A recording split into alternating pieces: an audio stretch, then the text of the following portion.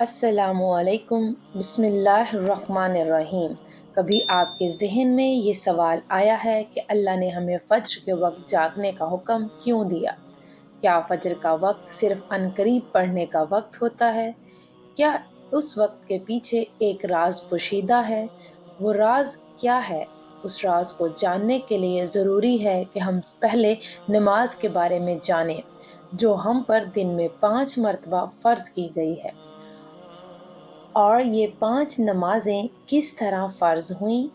اس کے پیچھے بھی ایک شاندار وجہ ہے، جس کا مظاہرہ سفر معراج میں اس وقت ہوا جب حضرت محمد صلی اللہ علیہ وسلم اللہ سے ملاقات کے وقت کے انتہائی مختصر حصے میں 7ویں آسمان سے بھی آگے تشریف لے گئے تھے۔ اس رات اللہ تعالیٰ نے ایک خاص پس منظر میں اپنے حبیب صلی اللہ علیہ وسلم کو آسمان پر بلایا اور اپنے خصوصی انعامات سے نوازا۔ اس مبارک سفر میں اللہ تعالیٰ نے اپنے قرب خاص سے نوازا، انبیاء کرام سے ملاقاتیں کروائیں، جنت و جہنم کا مشاہدہ کروایا اور نیکیوں کے اجر و ثواب اور بروں کے انجام و عذاب کا نظارہ کروایا۔ اس عظیم سفر میں بہت سے انعامات سے نوازا گیا، جن میں سے ایک خاص انعام امت کے لیے نماز کا تحفہ بھی ہے، اور قیامت تک کے لیے انسانوں کو اپنے معبود اور خالق سے قریب تر کرنے کا عظیم تحفہ اور عبادت یعنی نماز اسی سفر میں عطا کی گئی۔ معراج کی رات جب آپ صلی اللہ علیہ وسلم کو اللہ نے 50 نمازوں کا حکم دیا تو حضرت موسیٰ علیہ السلام کے کہنے پر آپ نے اللہ سے 50 نمازوں میں نرمی کی درخواست کی،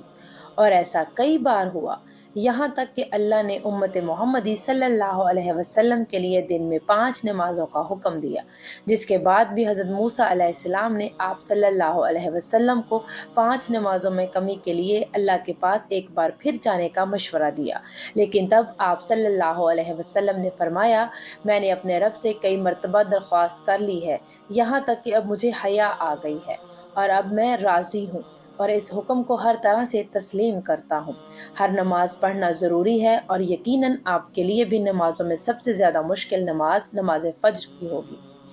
جس میں نیند کا غلبہ اس قدر ہوتا ہے کہ انسان بمشکل اٹھ پاتا ہے، لیکن دن کے اس خاص حصے میں جو راز پوشیدہ ہے اسے جب آپ جانو گے تو یقین کریں کہ آپ فجر کی نماز کبھی نہیں چھوڑنا چاہیں گے۔ یہاں نماز فجر کے کچھ فضائل سماعت فرمائیں۔ 5 نمازوں میں سب سے پہلے اہم نماز نماز فجر ہے۔ اس کی اہمیت کا اندازہ اس بات سے لگائیں کہ اللہ تعالیٰ فجر کے وقت کی قسم اٹھاتے ہیں اور فرماتے ہیں، قسم ہے فجر کی اور 10 راتوں کی اور جفت اور طاق کی اور رات کی جب وہ چلنے لگے، یقیناً ان میں عقل مندوں کے لیے بڑی قسم ہے۔ حضرت عائشہ صدیقہ رضی اللہ عنہا سے روایت ہے کہ حضور اقدس صلی اللہ علیہ وآلہ وسلم ارشاد فرماتے ہیں کہ فجر کی 2 رکعتیں دنیا و مافیہ سے بہتر ہیں۔ یاد رکھیں کہ فجر کی باجماعت نماز ایک مسلمان کی صداقت اور اس کا ایمان پرکھنے کی کسوٹی ہے۔ عبداللہ بن عمر رضی اللہ عنہ فرماتے ہیں، ہم اگر فجر اور عشاء کی نماز میں کسی آدمی کو نہ پاتے تو اس کے بارے میں اچھا گمان نہیں رکھتے تھے۔ فجر کی نماز جہنم سے حجاب ہے۔ جناب رسول اللہ صلی اللہ علیہ وسلم نے فرمایا، جو شخص سورج نکلنے سے پہلے اور سورج ڈوبنے سے پہلے کی نمازیں یعنی فجر اور عصر پڑھتا ہے، وہ ہرگز جہنم کی آگ میں داخل نہیں ہوگا۔ فجر کی نماز جنت کی ضامن ہے۔ رسول اللہ صلی اللہ علیہ وسلم نے ارشاد فرمایا، جو شخص 2 ٹھنڈی نمازیں یعنی فجر اور عصر پابندی سے پڑھتا ہے وہ جنت میں داخل ہوگا۔ فجر کی نماز نہ پڑھنے پر وعید۔ حضرت عبداللہ رضی اللہ عنہ سے روایت ہے کہ جناب رسول اللہ صلی اللہ علیہ وسلم کے سامنے ایسے شخص کا تذکرہ کیا گیا جو صبح ہونے تک سوتا رہتا ہے، یعنی فجر کی نماز ادا نہیں کرتا، تو آپ صلی اللہ علیہ وسلم نے ارشاد فرمایا، ایسے شخص کے کانوں میں شیطان پیشاب کرتا ہے۔ استغفر اللہ۔ فجر کی نماز کے لیے کس طرح اٹھیں؟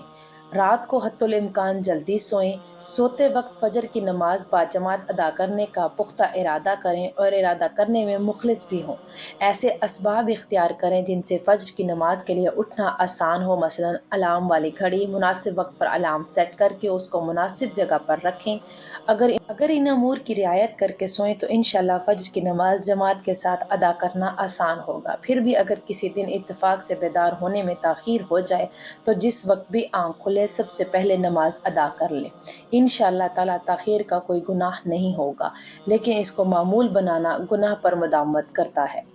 جو کسی بھی طرح جائز نہیں۔ دنیا میں کئی ایسے لوگ ہیں جنہیں بے خوابی کی شکایت ہوتی ہے، جس میں وہ ساری ساری رات سو نہیں پاتے اور پورا دن کام کاج کر کے جب رات کو بھی سو نہیں سکتے تب کئی طرح کی ذہنی اور جسمانی بیماریاں جنم لیتی ہیں، اور اس بیماری کا شکار آج ہر دوسرا تیسرا شخص ہو رہا ہے، جس کی بڑی وجہ اللہ کے احکامات کو پیچھے چھوڑ کر دنیا کی رنگینیوں کے پیچھے بھاگنا ہے۔ ساری رات جاگنے کے بعد فجر کے قریب کچھ دیر نیند آ جاتی ہے، لیکن وہ نیند جسم کو پرسکون نہیں رکھتی، جس کی وجہ سے اکثر لوگ جاگتے جاگتے اور ہر قسم کی دوائیوں کے استعمال کے باوجود بھی سو نہیں پاتے، تو وہ اللہ سے یہ سوال ضرور کرتے ہوں گے کہ اے اللہ مجھے نیند کیوں نہیں آتی، آخر کیا وجہ ہے؟ بہت کم لوگ ہوتے ہیں جو اس کیفیت میں اپنے اندر بیدار ہونے والی اس آواز کو سن پاتے ہیں، جس میں ان سے کہا جاتا ہے کہ بستر سے نکلو، نماز پڑھو، اللہ کا ذکر کرو، اور یقین کریں جو لوگ اس آواز کو سن پاتے ہیں اور اس پر عمل کرتے ہیں انہیں تاحیات کبھی بھی بے خوابی کی شکایت نہیں ہوتی۔ اس حوالے سے ایک صوفی نظم ہے جسے ایک امریکی مسلم نے ترجمہ کیا ہے، جس کا ٹائٹل ہے دوبارہ مت سو جانا۔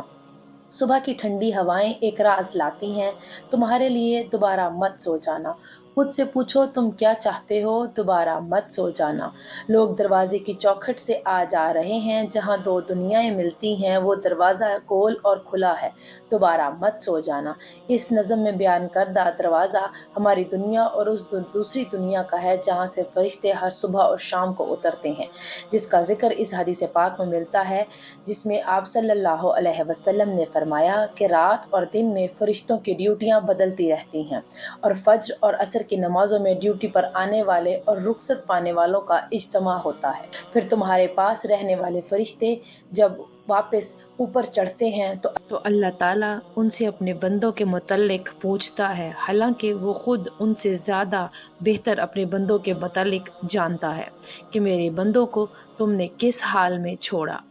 تو وہ جواب دیتے ہیں کہ جب ہم نے ان کو چھوڑا تو وہ نماز ادا کر رہے تھے یا وہ فجر کی نماز پڑھ رہے تھے، اور جب ان کے پاس گئے تب بھی وہ عصر کی نماز پڑھ رہے تھے۔ فجر اور عصر کی نمازوں کے اوقات میں سونے سے منع کرنے کے پیچھے بھی ایک بہت بڑی وجہ ہے، اور وہ یہ ہے کہ سائنس کہتی ہے کہ صبح سورج طلوع ہوتے وقت اور شام کو غروب ہونے سے پہلے سونا نہیں چاہیے، کیونکہ صبح کے وقت زمین پر آکسیجن وافر مقدار میں موجود ہوتی ہے، جس وقت ماحول تر و تازہ ہوتا ہے، اور یہ آکسیجن آپ کو دن بھر فٹ رکھنے کے لیے انتہائی ضروری ہوتی ہے۔ تو جو اس وقت سو جاتا ہے تو وہ اس تازہ آکسیجن سے محروم رہ جاتا ہے، اور عصر کے وقت زمین پر آکسیجن کی کمی ہو جاتی ہے، تو اگر کوئی شخص اس وقت سو جاتا ہے تو اس کو آکسیجن کی فراہمی کم ہوتی ہے، جس کی وجہ سے جب وہ جاگتا ہے تو اس کے سر میں درد اور طبیعت بوجھل ہو جاتی ہے، اور یہی وجہ ہے کہ دین اسلام میں ان دونوں اوقات میں سونے سے منع فرمایا گیا ہے۔ نماز فجر کے بارے میں ایسے بے شمار فضائل اور بھی ہیں جن کو ہم نہیں جان سکتے، اگر انسان ان کو جان لے تو کبھی کوتاہی نہ کرے۔ رسول اکرم صلی اللہ علیہ وسلم کا فرمان ہے، اگر وہ لوگ عشاء اور فجر کی نماز کی فضیلت کے بارے میں جان لیں تو وہ ضرور بالضرور نمازوں میں حاضر ہوں گے، چاہے ان کو خود کو گھسیٹتے ہوئے ہی آنا پڑے۔ اب آپ اس بات سے خود اندازہ کیجئے کہ ایک طرف ان دونوں نمازوں کی کتنی فضیلت اور اہمیت ہے، اور دوسری طرف ان کی ادائیگی میں کتنی سستی اور لاپرواہی برتی جاتی ہے۔ اللہ ہم سب کو نماز پڑھنے کی توفیق عطا فرمائے۔